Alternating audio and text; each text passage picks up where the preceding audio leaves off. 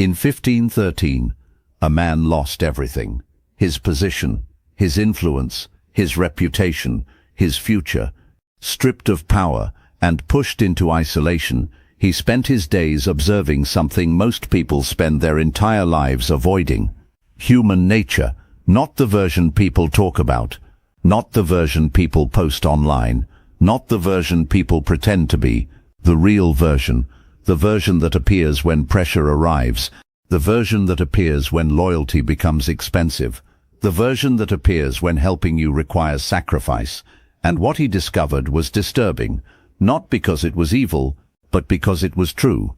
Most people believe relationships are built primarily on love, loyalty, trust, and good intentions. Those things matter, but beneath them lies something much deeper, something few people are willing to admit.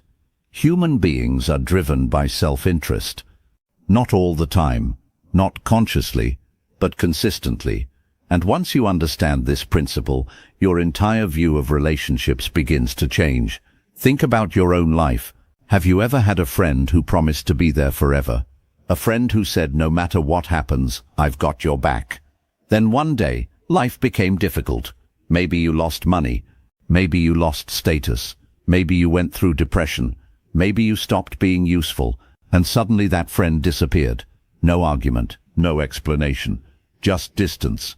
At first you felt betrayed, confused, hurt. You replayed conversations in your mind. You wondered what happened. But the real question was never what happened. The real question was what changed, because every relationship survives on value. Not necessarily money, not necessarily favors. Value.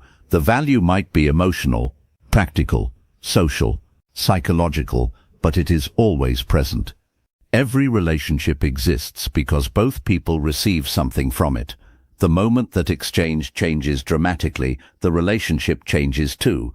This is uncomfortable to hear because we've been taught a different story. We've been taught that loyalty should be unconditional, that real friends never leave, that love conquers everything, that family always stays, but reality tells a different story. Look around. How many friendships ended after one major life change? How many romantic relationships collapsed when circumstances became difficult? How many family connections disappeared once there was nothing left to gain? The pattern repeats everywhere, and yet most people never recognize it, because recognizing it forces us to accept something uncomfortable. People often care about what you bring into their lives more than who you are as a person. Now, before you reject that idea, think carefully. Why do friendships usually form? Shared interests, shared environments, shared experiences, shared benefits. Remove all of those things, and many friendships slowly fade, not because anyone is evil, not because anyone lied, but because the foundation changed. Imagine two co-workers. They spend years together, lunch breaks, projects, conversations, support. Then one changes companies. Within months they barely speak. What happened? Did they suddenly become bad people? No. The circumstances supporting the relationship disappeared, the exchange changed, and the connection weakened. This principle operates everywhere. The partner who loses attraction after years together, the friend who becomes distant, the colleague who forgets you, the relative who only calls when they need something. Different situations, same psychology. And here's the important part. Understanding this is not supposed to make you cynical. It's supposed to make you realistic, because realism protects you. Fantasy does not. The people most devastated by betrayal are usually the people who believed betrayal was impossible. The people most shocked by abandonment are usually the people who believed abandonment could never happen. Reality becomes painful when expectations become unrealistic. This is why emotional maturity requires seeing people clearly, not worse than they are, not better than they are, clearly. Human beings are capable of incredible kindness, but they are also capable of incredible self-interest. Both things are true simultaneously. The mistake is believing only one side exists. Observe what happens when someone's needs conflict with their principles. That is where character is revealed. Anyone can be loyal when loyalty costs nothing. Anyone can be supportive when support is easy. Anyone can be generous when resources are abundant. But pressure changes everything. Pressure exposes priorities. Pressure reveals motives. Pressure shows what people truly value. This is why difficult moments are so important. They remove masks. When everything is going well, almost everyone appears loyal. Almost everyone appears trustworthy. Almost everyone appears supportive. But when circumstances become painful, reality emerges. The person who stays during your worst season teaches you more about loyalty than 100 people who celebrated your best season.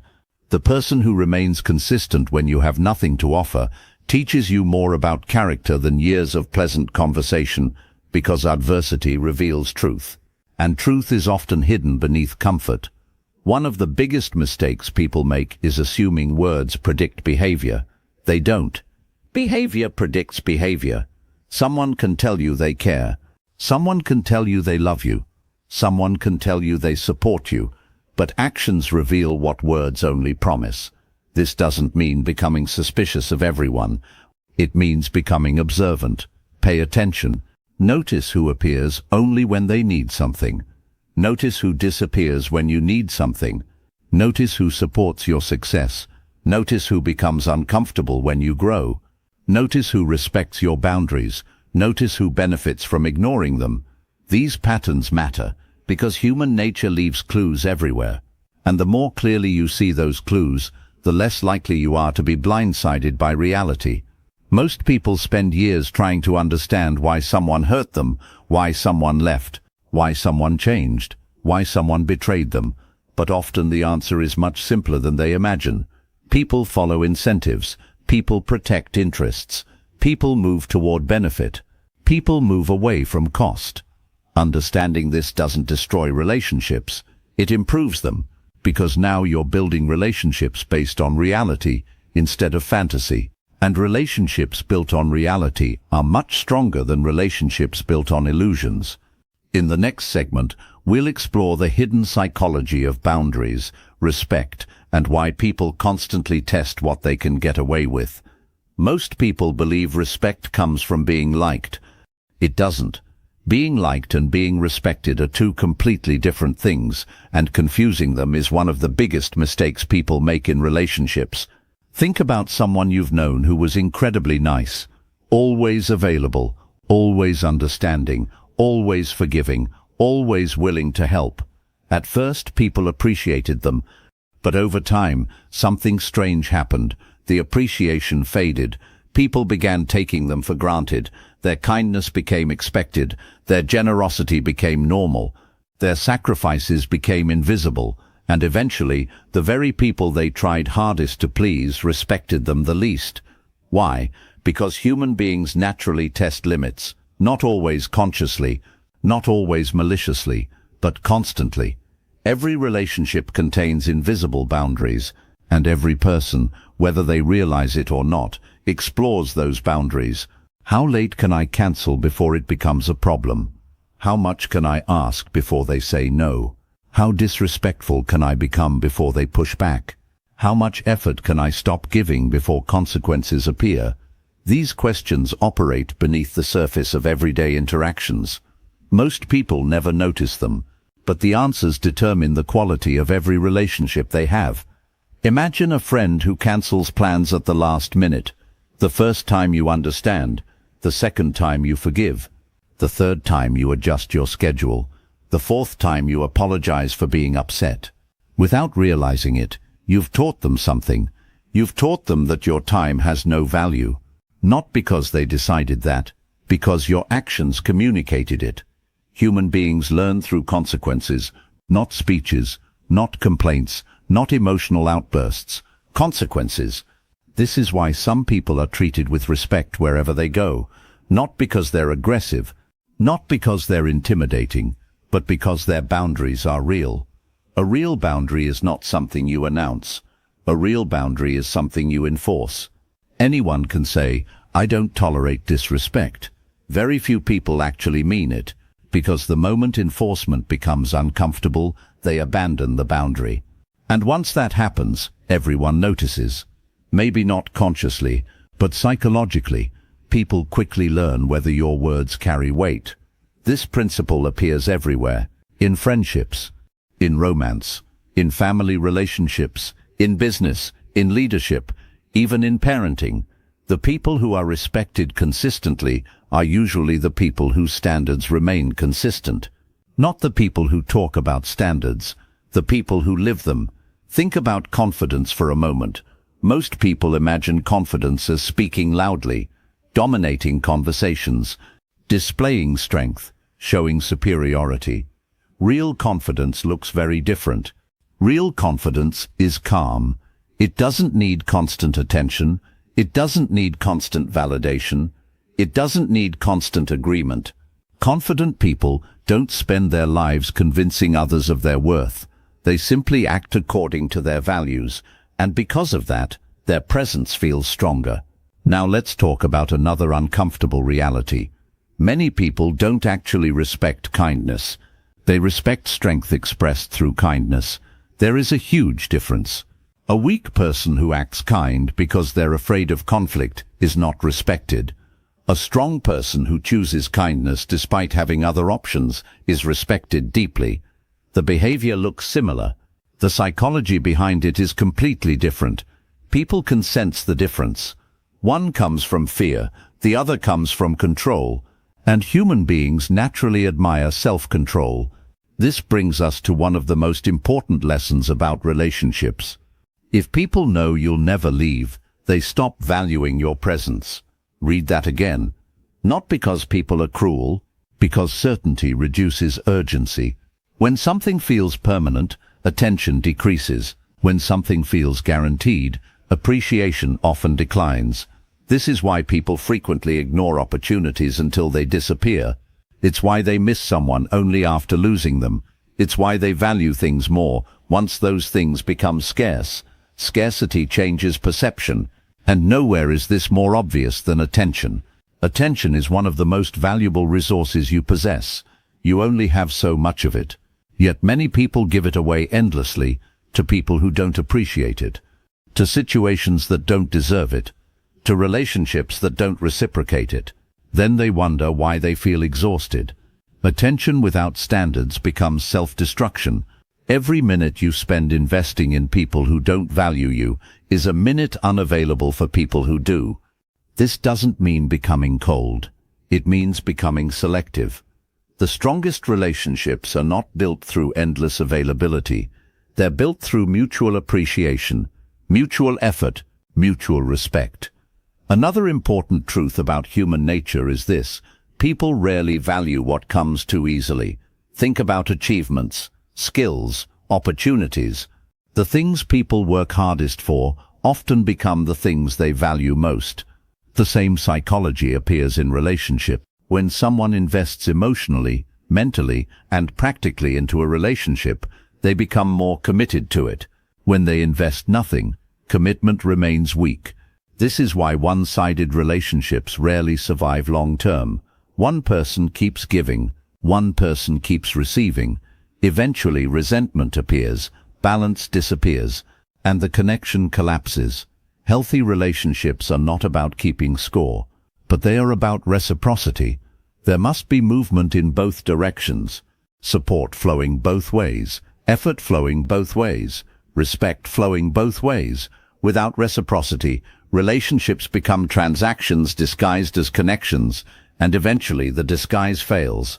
The truth is that most people spend years asking the wrong question. They ask, why don't people appreciate me?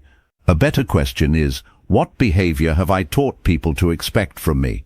Because expectations shape treatment. If people expect unlimited access to your time, they'll take it. If people expect endless forgiveness, they'll use it. If people expect no consequences, they'll test limits continuously, not because they're monsters, because that's how human psychology works. The people who understand this stop trying to control others. Instead, they control what they allow, and that changes everything. Because while you cannot control another person's character, you can absolutely control their access to you. You can control your standards. You can control your responses.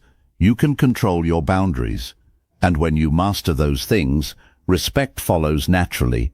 Not instantly, not universally, but consistently, because respect is not something you demand. Respect is something your behavior teaches. Now we arrive at the deepest truth of all, the truth that separates people who are constantly forgotten from people who leave a permanent mark wherever they go. Most people spend their lives trying to be liked. They want approval, recognition, validation, acceptance, and because of that, they become prisoners of other people's opinions. Their confidence rises when they're praised. Their confidence collapses when they're criticized. Their mood depends on how others treat them. Their self-worth depends on external approval. And without realizing it, they hand over control of their lives. But the most powerful people operate differently. They understand something most people never learn. Freedom begins when your identity no longer depends on other people's reactions. Think about it. How many decisions have people made simply because they were afraid of being judged? How many dreams have been abandoned because someone else didn't approve? How many opportunities have been missed because of fear? Fear of rejection, fear of criticism, fear of failure, fear of standing alone. These fears control millions of people, and yet the individuals who change the world are usually the ones who learn to move despite them. They understand that growth often requires disappointment, not your disappointment, other people's disappointment. Because the moment you start living according to your own values, someone somewhere will disagree, someone will criticize, someone will misunderstand, someone will leave, and that's okay, because maturity is realizing that not everyone is supposed to stay. One of the greatest illusions people believe is that losing people is always a tragedy. Sometimes it is, but often it is simply clarification. Some people enter your life because they genuinely value you. Others enter because they value what you provide. The difference is invisible until circumstances change. And circumstances always change. Time changes, careers change, priorities change, relationships change, health changes, life changes. The people who remain through those transitions reveal their character. The people who disappear reveal theirs. Neither should surprise you, because people follow their nature. And understanding human nature creates peace, not bitterness. Peace. You stop taking everything personally. You stop obsessing over why someone changed. You stop replaying betrayals endlessly. You stop trying to force loyalty where none exists. Instead, you begin focusing on something much more important, your own development. Because at the end of the day, the only person you truly control is yourself. You cannot control what others think. You cannot control what others feel. You cannot control what others choose. But you can control your habits, your mindset, your standards, your discipline, your reactions. And those things determine the quality of your life far more than other people's opinions ever will. This is why purpose is so powerful. A person without purpose becomes emotionally dependent. Every text message matters too much. Every disagreement feels catastrophic. Every rejection feels personal. Every loss feels devastating, because they have nothing larger than the relationship itself. But a person with purpose operates differently. Their life has direction. Their energy has focus. Their attention has meaning. Relationships become part of their life, not the entire foundation of it. And that distinction changes everything. People naturally respect individuals who have direction. Why? Because direction creates confidence, not fake confidence, real confidence.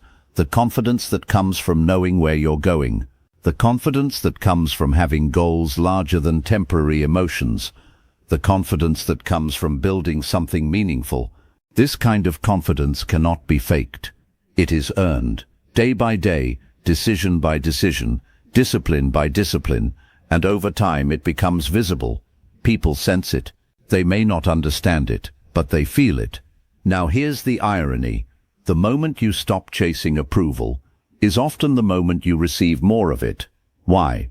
Because desperation disappears, neediness disappears, dependence disappears, and what remains is authenticity. Authenticity is rare. Most people wear masks, different masks for different situations, different personalities for different groups, different versions of themselves depending on who they're trying to impress. But authentic people are different. They remain consistent, not perfect, consistent. Their values stay the same, their standards stay the same, their character stays the same, whether people approve or not. And because of that consistency, trust begins to grow. Trust creates respect. Respect creates influence. And influence creates impact. This brings us to the final lesson. People do not remember you because you were perfect. They remember you because you were real. Think about the individuals who changed your life. Were they flawless? Probably not. Were they perfect? Definitely not. But they were authentic. They stood for something. They represented something. They left an impression. And impressions create memories. This is why some people remain unforgettable.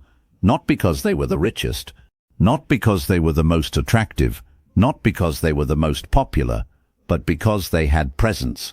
A presence built on self-respect. A presence built on emotional control. A presence built on purpose.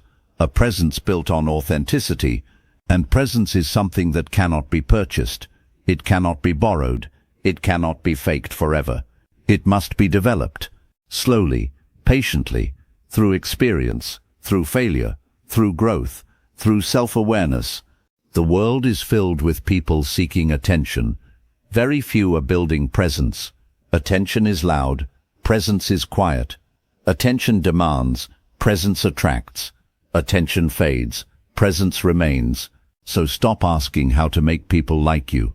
Start asking how to become someone you respect. Stop asking how to avoid rejection. Start asking how to become stronger. Stop asking how to control other people.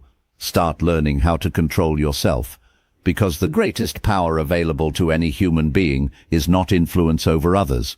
It is mastery over their own mind. And once you achieve that, something remarkable happens. You stop chasing. You stop forcing. You stop begging for recognition. You stop fearing abandonment. Because your foundation is no longer built on other people. It is built on character. And character is something nobody can take away from you. Final message. Human nature is not good or bad. It simply is. People follow incentives. People protect interests. People seek benefit. People avoid pain. Understanding this does not make you cynical. It makes you aware. Awareness helps you choose better relationships, stronger boundaries, better standards, healthier expectations, and ultimately, a better life. So build yourself first. Build discipline. Build purpose. Build emotional strength. Build self-respect. Because when those things become part of who you are, you no longer need to chase value. You become valuable. And when that happens, the world responds differently. Not because you demanded respect, but because you finally became the kind of person who naturally earns it. If this message resonated with you, comment the word reality. One word, no explanation. Because growth begins the moment illusion ends.